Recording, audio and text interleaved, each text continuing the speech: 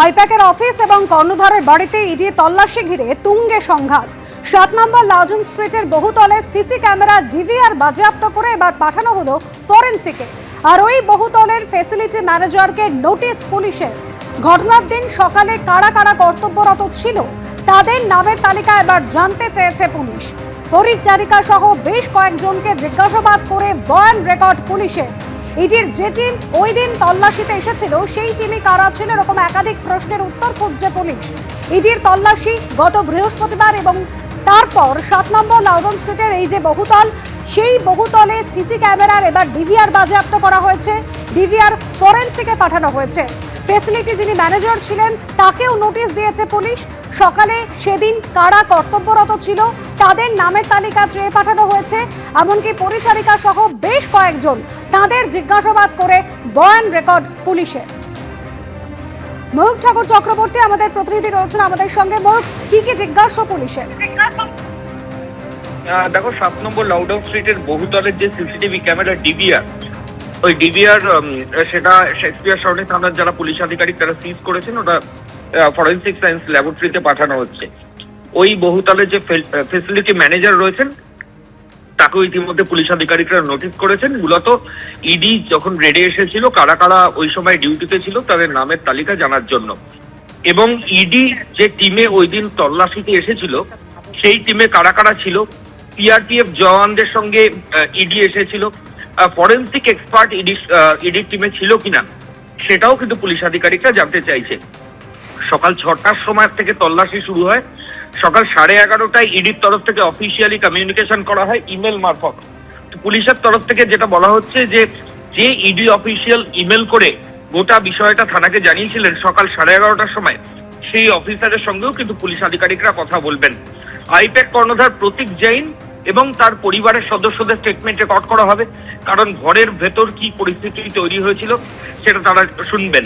CRPF অফিসিয়ালসের বিরুদ্ধে একটা অভিযোগ বারবার আসছে, পুলিশ করছে যে সিআরপিএফ পুলিশকে ধাক্কা দিয়েছে। এমনকি deputy commissioner IPS officer Priyabrata Roy তিনি যখন গেছিলেন 10:30 নাগাদ তখনও তাকে ধাক্কা দেওয়া হয়।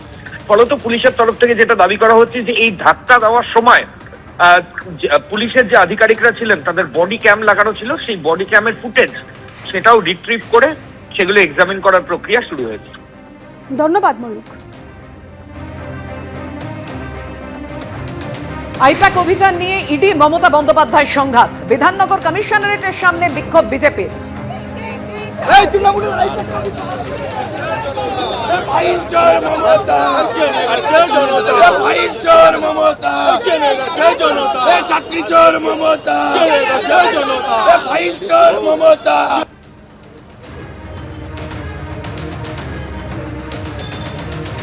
তৃণমূলের দলদাস পুলিশ, তুমি দিক দিক দিক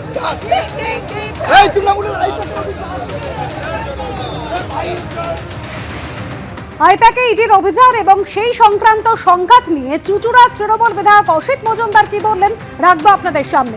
বিধানসভা ভোটে যারা প্রার্থী হবেন তাদের বাড়িতেই ইডি রেড করানোর উদ্দেশ্য ছিল। সেক্ষেত্রে মানুষকে বলা যেত প্রার্থীর বাড়িতেই ইডি রেড হচ্ছে, সেই আশা পূর্ণ হয়নি। মমতা বন্দ্যোপাধ্যায় সেই চেষ্টায় জল ঢেলে দিয়েছেন, ফলে মমতা বন্দ্যোপাধ্যায়ের বিরুদ্ধে বিষেধাগার হচ্ছে। ভোট যত আসবে ইডি, সিবিআই, আয়কর তল্লাশি আরো বাড়বে। আইপ্যাক অভিযান সংঘাত নিয়ে এমনই মন্তব্য চুঁচুড়া তৃণমূল বিধায়কের। এদের ধান্দা কি ছিল, যারা প্রার্থী হবে তাদের ইডি দিয়ে আবার রেড করবে। যে প্রার্থীগুলো দাঁড়াবে বা দাঁড়াবার সম্ভাবনা আছে তাদের বাড়ি একটা করে ইডি রেড করিয়ে দেবে, মানুষকে বলবে এই তো ইডি রেড হচ্ছে। সেই আশা পূর্ণ হয়নি, মমতা ব্যানার্জি জল ঢেলে দিয়েছে, যার জন্য ওদের বিষোদ্গার হচ্ছে। ভোট যত আসবে ইডি, সিবিআই, ইনকাম ট্যাক্সের প্রেশার তত বাড়বে। মানুষ তো এদের সঙ্গে নেই, মিথ্যা কথা বলে কতদিন চলে? 2014 সাল থেকে মিথ্যা বলছে আর ভারতের সম্পত্তি বিক্রি করছে। বাংলাটাকে এমন জায়গায় পৌঁছে নিয়ে গেছে যে একজন মুখ্যমন্ত্রী যে একজন প্রাইভেট এন্টিটি তাকে বাঁচানোর জন্য দৌড়চ্ছে। এবং মুখ্যমন্ত্রীকে দেখে আমার পুরনো শিক্ষক জীবনের একটি ঘটনার কথা মনে পড়ে গেল। আমি যখন স্কুলে শিক্ষক ছিলাম, একজন ছাত্রী একটা ছোট চিরকুট দেখে কিছু টুক ছিল খাতায়, আমি তার কাছে গিয়ে তাকে ওটা ধরতেই বা ধরার আগেই বলা ভালো, সেই চিরকুটটা মুখে দিয়ে চিবিয়ে গিলে ফেললো। সেদিন মুখ্যমন্ত্রীকে দেখে কিন্তু আমার সেটাই মনে হচ্ছিল, ওই ছাত্রীর কথা মনে পড়ছিল, নকল করা সেই ছাত্রীর কথা। তো আজকে পশ্চিমবঙ্গের মুখ্যমন্ত্রী এমন জায়গায় পৌঁছে গেছেন, অগ্নিকন্যা থেকে তিনি ঘুগনিকন্যা হলেন, এখন ফাইল চোর হয়েছেন। আসছে পরের খবরে। রাজ্যপাল সিভি আনন্দ বোসকে হুমকি মেল। লোকভবনের তরফে দাবি করা হয়েছে বৃহস্পতিবার রাতে রাজ্যপালকে হুমকি মেল পাঠানো হয়েছে। আর এদিকে এই ঘটনার পরে শুক্রবার সকালে রাস্তায় বেরিয়ে পড়েন রাজ্যপাল। ডেকার্স লেনে গিয়ে কথা বলেন সাধারণ মানুষের সঙ্গে। হুমকি মেলের ঘটনায় এক প্রৌঢ়কে আটক করেছে হেয়ার স্ট্রিট থানা। Will blast the governor. বৃহস্পতিবার রাতে এরকমই হুমকির মেল পেলেন রাজ্যপাল সিভি আনন্দ বোস।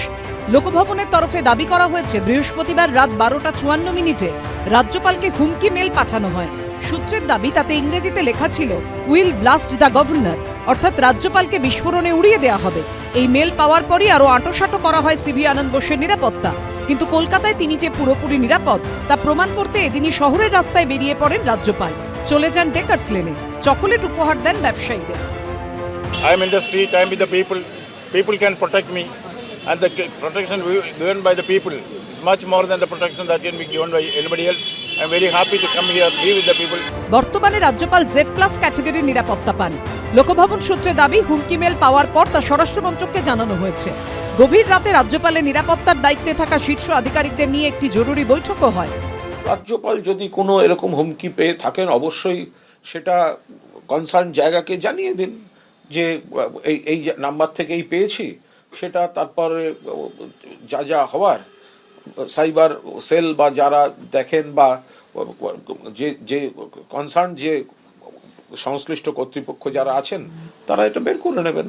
রাজ্যপাল কিংবা মুখ্যমন্ত্রী কিংবা অন্য কেউ নন, যে কোনো সাধারণ মানুষ, পশ্চিমবঙ্গের সাধারণ প্রান্তিক নাগরিক যদি কোথাও আক্রান্ত হন তার পুরো দায়িত্ব এই রাজ্যের স্বরাষ্ট্র দপ্তর এবং এই রাজ্যের মুখ্যমন্ত্রীর উপরে বর্তায়, এবং সেই দায় থেকে তৃণমূল কংগ্রেস কোনো রকমভাবে দায়িত্ব এড়াতে পারবে না। কারণ এই মুহূর্তে এই রাজ্যে তৃণমূল কংগ্রেস, দুষ্কৃতী, প্রশাসনের একাংশ মিলেমিশে একাকার।